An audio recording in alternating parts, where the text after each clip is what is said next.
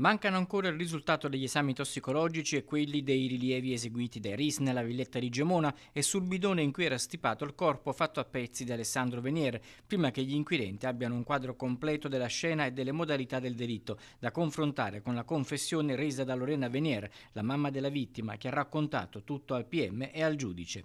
Ma quel tutto va verificato, anche perché di mezzo c'è la nuora Meilin Castro Monsalvo, accusata di averle chiesto di uccidere Alessandro e di aver commesso l'omicidio insieme a lei, ma che ancora non ne ha parlato con nessuno.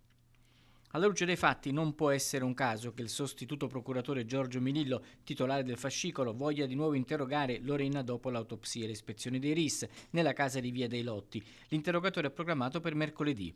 Molto probabilmente dagli esami sono emersi dati che mettono in dubbio o necessitano di spiegazione rispetto al racconto di Lorena. L'autopsia non è stata in grado di chiarire con certezza se Meilin ha davvero strangolato il compagno con 2 lacci di scarpe. Ci sono discordanze tra i consulenti. Il patologo della procura, Francesca Sinopoli, avrebbe indicato nello strangolamento la causa dell'arresto cardiaco che ha provocato il decesso, ma gli esperti della difesa sostengono che non ci siano segni evidenti sul collo. Allora, come è stato ucciso Alessandro è tutto da chiarire, così come non si è capito con quale utensile è stato sezionato il corpo della vittima prima di essere infilato nel bidone e ricoperto di calce viva.